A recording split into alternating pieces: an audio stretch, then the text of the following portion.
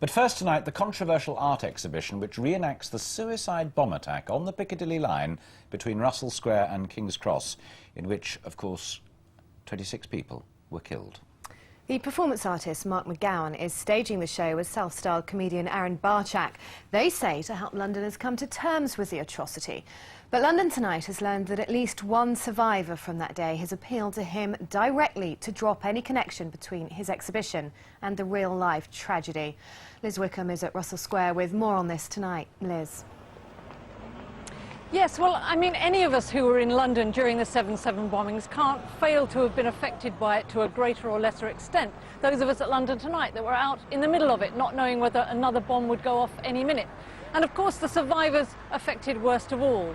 Now, great art comes out of trauma. It comes out of war. You've got Picasso's Guernica, you've got Goya's shootings, executions. But it has to be great art and it has to be serious art. And what I went to see today, or went to hear about today, seemed a long way from that. You could even call it heartless art.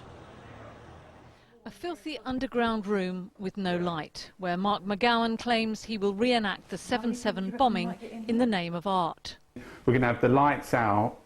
We've got Aaron Barchak who's going to be leading, and it's sort of like a reenactment, but an improvised reenactment.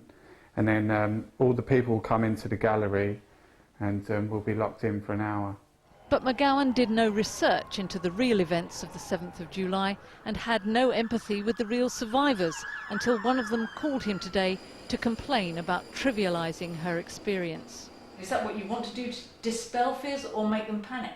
I suppose this thing is dealing with my own fear, and I spoke with Rachel North today, who's actually one of the survivors of the Piccadilly line, and it sounded horrific. The way that she explained it to me, it was just absolutely horrific. But what happened to me was on 9/11, like after it, I was completely petrified. I thought that was it, the world's over. And then when it came to London and we had the 7/7, my mobile phone wouldn't work, I had to walk.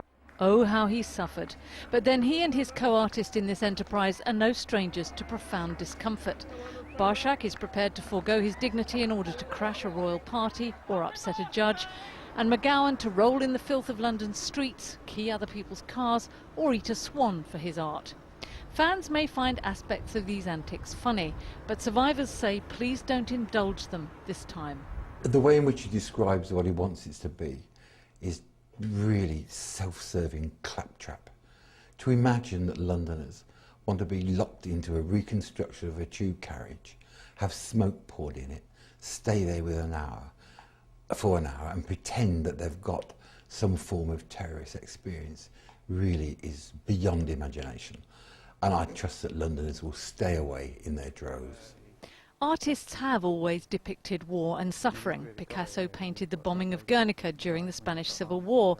But Mcgowan has described this installation as a fairground ride. I know that art is sometimes meant to be provocative and shocking, but to describe the experience as a cross between art, theatre and a ghost train funfair ride, I think many survivors would see that as very shocking.